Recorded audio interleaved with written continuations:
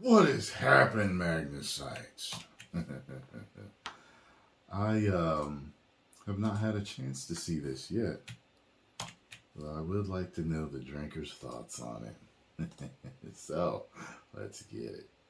When interviewed about his work on Joker, director Todd Phillips famously remarked that he quit comedy because it's almost impossible to make anything funny in today's climate without offending someone, and well, he was kind of right about that. I mean, really, how many times have they tried to cancel Robert Downey Jr. over his role in Tropic Thunder? How many episodes of classic comedy shows have been quietly deleted from streaming services? How many stand-up comedians have had their shows cancelled over old jokes that didn't age well? The thing is, although movies that made us laugh, made us think, and generally poke fun at the absurdity of the human experience might have gone away, the demand for them certainly hasn't. Which is probably what the Daily Wire is hoping to capitalise on with the release of Lady Ballers, a comedy movie that tackles the contentious issue of trans athletes in women's sports. The film seems to be marketed as a kind of throwback to the comedy flicks of the mid-2000s, when humour was still allowed to push the boundaries and nothing was off the table. And combined with its attention-grabbing subject matter, it was clearly intended to stir up controversy and attention. But now that it's actually out there in the world, the real question is whether it manages to deliver on that promise. Well, the drinker is here to deliver his verdict. The movie centres around Rob, a once successful basketball coach obsessed with winning that's now become kind of a burnout, divorced from his wife, estranged from his daughter, and with no real prospects for the future. But a chance meeting with Alex, one of his former players, inspires him to get back into coaching, especially when he learns of a local athletics tournament with a $5,000 cash prize for the winner. Fair enough, but a misunderstanding at the entry point sees Alex entered into the race as a woman, where he proceeds to demolish the female competitors and win every event with ease. Not only does nobody object to it, but he actually gets applauded by the news media for being a stunning and brave trailblazer. His unexpected success gives Rob a little idea. What if we did more stuff like this? Well, pretty soon he's reassembled his old basketball squad, now a bunch of middle-aged losers, and entered them into a national women's tournament as female athletes. Soon the victories, news coverage and sponsorship deals are rolling in, but the more they progress, the more the players and their coach begin to question the ethics of what they're doing.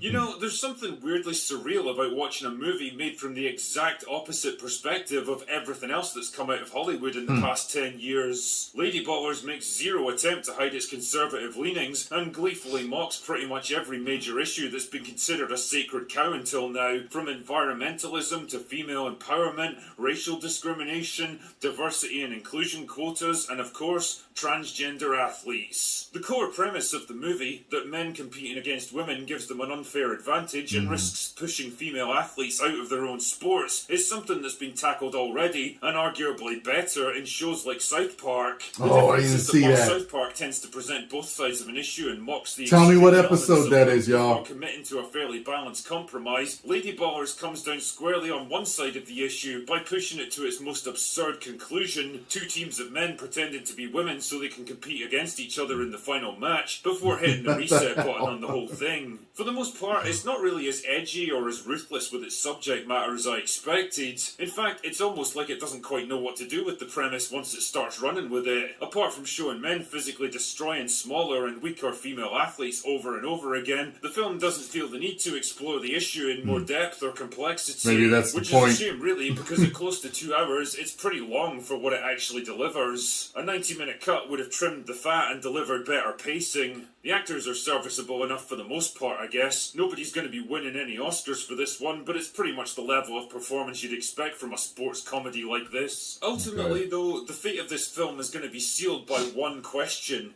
Is Lady Ballers actually funny?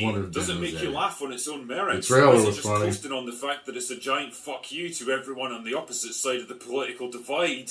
I mean, if you're a Daily Wire subscriber, then I guess it's pretty much tailor-made for you. But what about the average Joe, the guy with no real political leanings, who's tired of the endless culture war and just wants a funny, irreverent comedy that'll make him laugh? Well, I'd be lying if I said the movie didn't get a few chuckles out of me at least, but it was mostly at the goofy physical comedy, the offhand visual gags and the quippy one-liners, rather than the heavy-handed social commentary. I mean, mocking the most extreme excesses of modern PC culture should be an easy slam dunk, but Lady Ballers makes it seem harder than it needs to by labouring its points a bit too much, trying to drive home its jokes with explanations that aren't needed, and lingering a little too long on things the audience should have picked up already. There's also a bunch of random stuff just kind of thrown in there that probably seemed good on paper but doesn't really come together on screen, like one character being obsessed with taking revenge on the team mascot, or a recurring gag about a guy trying to buy time alone with members of the team. None of these goofy little side gags really go anywhere, and really they just feel like the writers threw them in to pad out the runtime. Ultimately, while Lady Ballers is certainly not the worst comedy I've seen in recent years, it's not on par with the mid-2000s classics like Dodgeball, Anchorman or Tropic Thunder that it seems to want to emulate. This movie is very much a rough gem, the imperfect first attempt of a company that's still finding its feet as a movie studio, trying to take on multiple different genres all at the same time, and probably finding out that it's a lot harder than it seems. And it's kind of a missed opportunity when I think about it. Like, if your aim is to crack the Hollywood echo chamber and capture that all-important middle ground of general audience appeal, you're unlikely to do it by creating one of your own. Anyway, that's all I've got for today. Go away now. Alright. Well, I still have to see it for myself. And I wanted to get an opinion from someone who likes the entertainment that I like and doesn't like the entertainment that I don't like. So,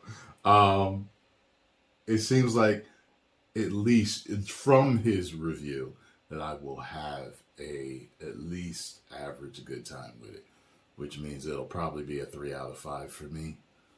2 hours does sound kind of long for a movie like this, but I'm definitely going to watch it. Don't know when. Hopefully I can get it done this week. And yeah, so I'll probably review it when I do watch it. If I don't review it, that means I really don't feel like it, but I probably will. So keep your ears open. Get over, subscribe to Drinker. Tell them Tyrone Magnus sent you.